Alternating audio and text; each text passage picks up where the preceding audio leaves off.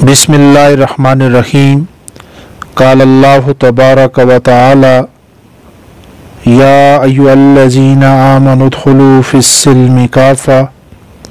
क़ाल अन्नबिय्यु सल्लल्लाहु अलैहि वसल्लम अल मुस्लिमु मन सलिमल मुस्लिमून मिन लिसानिही व यदिही औ कमा क़ाल अलैहि सलातु वस्सलाम।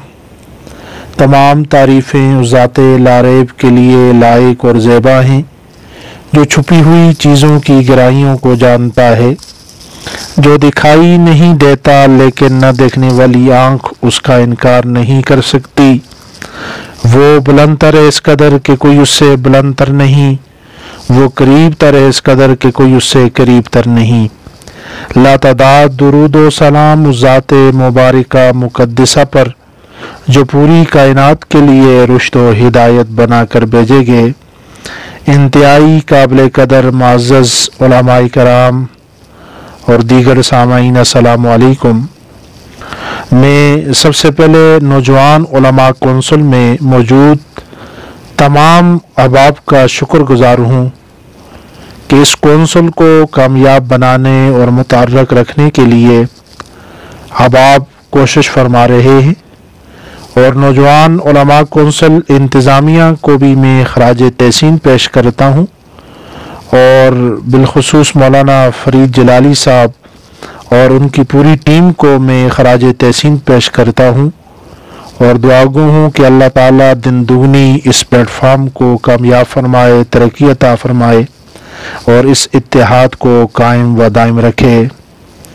मौलाना फरीद जलाली साहब ने हुक्म दिया कि इस्लाम और माशरत के मौजू पर कुछ बात की जाए, तो उनके हुक्म की तामील में हाज़िर हुआ हूँ।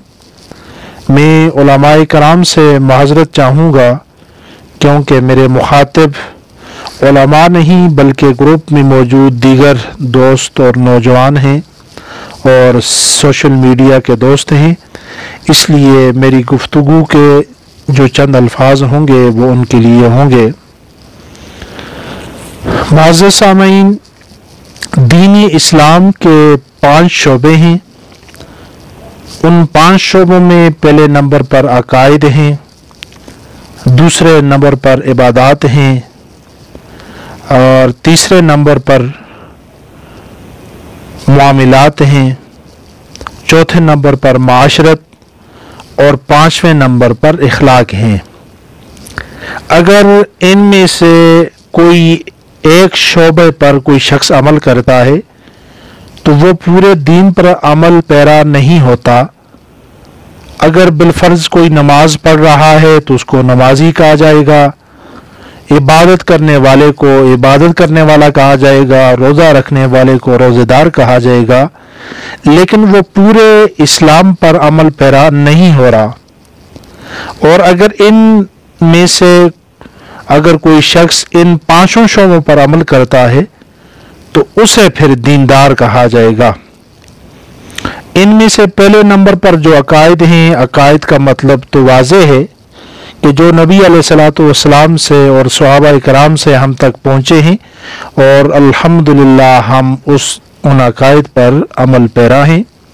अल्लाह पर ईमान है, रिसालत पर ईमान है, आखिरत पर ईमान है। और दूसरे नंबर पर इनमें से इबादात हैं, नमाज है, रोज़ा है, हज है, ज़कात है, ये इबादात का दूसरा शोबा है, दूसरा बाब है। और तीसरे नंबर पर मुआमिलात हैं और मुआमिलात से मुराद ख़रीद व फ़रोख्त, लेन देन है।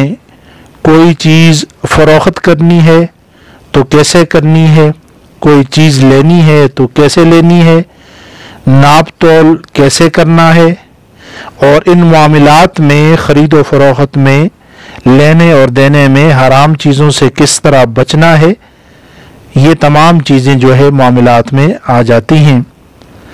और इसके बाद तीसरे नंबर पर मुआशरत है। मुआशरत से मुराद ये है कि इंसान इस दुनिया में तन्हा ज़िंदगी बसर नहीं करता, या तो वो अपने घर वालों के साथ रहता है या उसका वास्ता या राब्ता या ताल्लुक़ रिश्तेदारों के साथ होता है عزیز و اقارب کے ساتھ ہوتا ہے، معاشرے میں رہنے والے اس کے پڑوسی ہوتے ہیں، تعلق والے لوگ ہوتے ہیں، تو ان سب کے ساتھ، ماں باپ کے ساتھ، بہن بھائیوں کے ساتھ، بیوی بچوں کے ساتھ، گھر والوں کے ساتھ، خاندان اور رشتہ داروں کے ساتھ، پڑوسیوں کے ساتھ، عام معاشرے میں لوگوں کے ساتھ اس کا تعلق کیسا ہوگا، کس طرح اس نے رہنا ہوگا. تو اس پورے نظام کو ہم معاشرت کہتے ہیں کہ نبی علیہ السلام نے یا اسلام نے ہمیں معاشرت کے حوالے سے کیا طریقہ بتایا. اور 5ویں نمبر پر جو شعبہ ہے وہ اخلاق کا ہے، اور اخلاق کا اصل تعلق دل کے ساتھ ہوتا ہے. دل کے اندر کی جو ہے وہ جو آواز ہوتی ہے، سوچ ہوتی ہے، دل کے اندر کے خیالات جو ہوتے ہیں وہ اچھے ہوں، دل کے اندر جو ہے حسد، کینہ، بغض، عداوت، دشمنی، نفرت نہ ہو.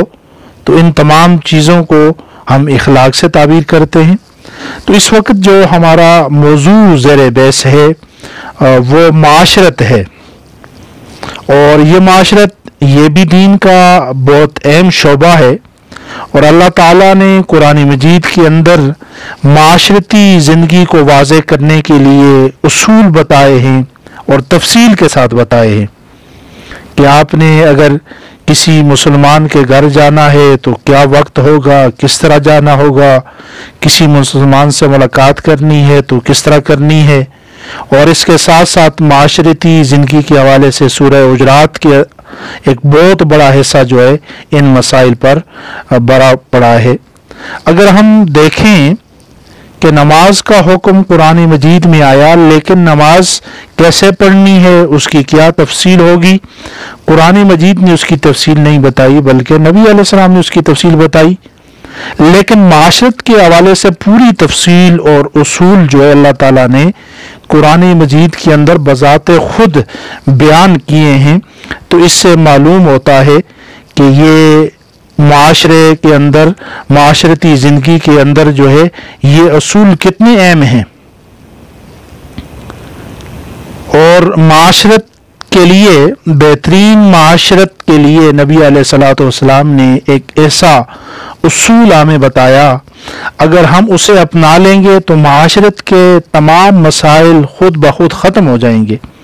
ویسے یہ معاشرت کا باب تو بہت بڑا ہے، لیکن اس کے خاص ٹاپک کی طرف ہم آنے کی کوشش کریں گے، اور ایک خاص اصول کی طرف اگر آئیں گے تو اس مختصر وقت میں ہم بات سمجھ سکیں گے.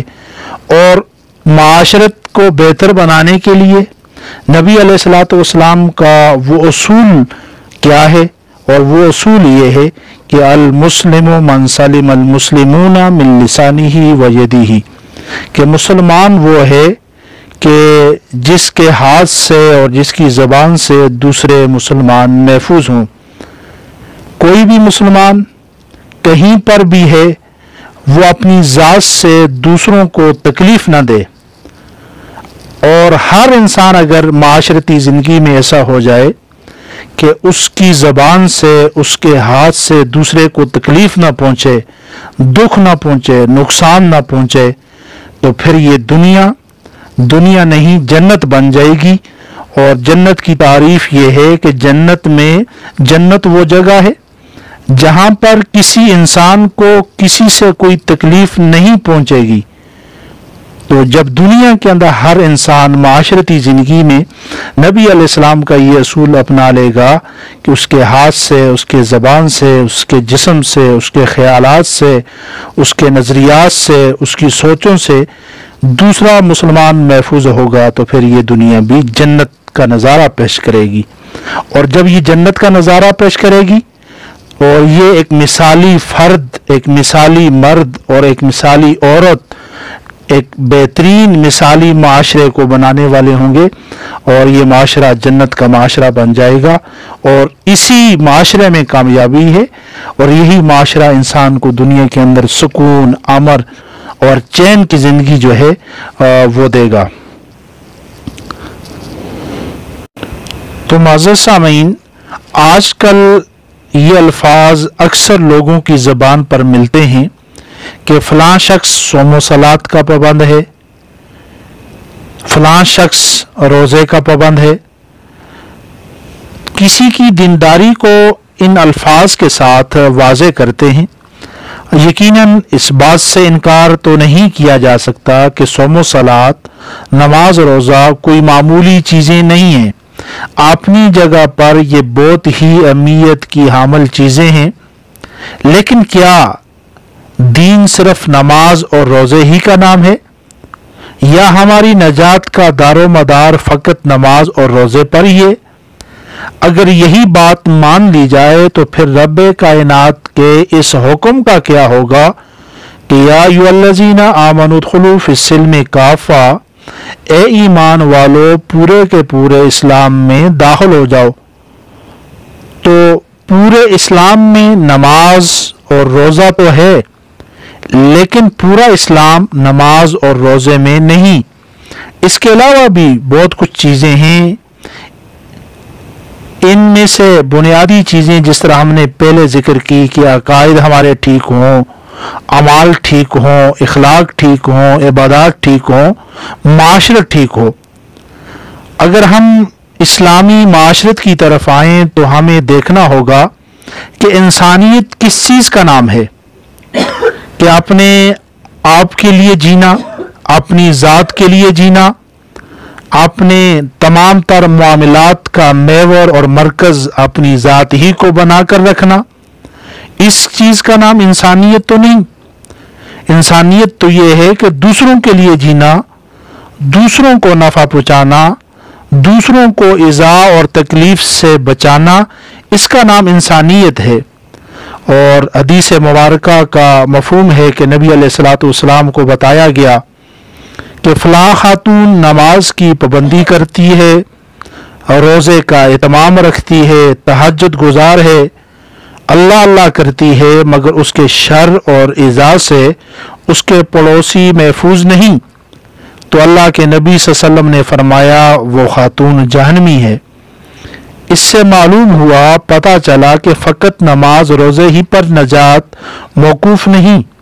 اگر ہمارے شر اور ہمارے فتنے سے ہمارے پڑوسی، ہمارے گھر والے، ہمارے اہل محلہ، ہمارے خاندان کے لوگ، معاشرے کے لوگ، سوسائٹی کے لوگ اگر محفوظ نہیں، تو اسلام کے اندر جو ہے صرف نماز اور روزہ یہ اہم نہیں ہے، کہ باقی چیزیں جو ہے وہ اپنے شر اور فتنے سے ان تمام چیزوں کو بھی روکنا ضروری ہے۔ اسلام میں یہ چیز بڑی اہمیت کی حامل ہے۔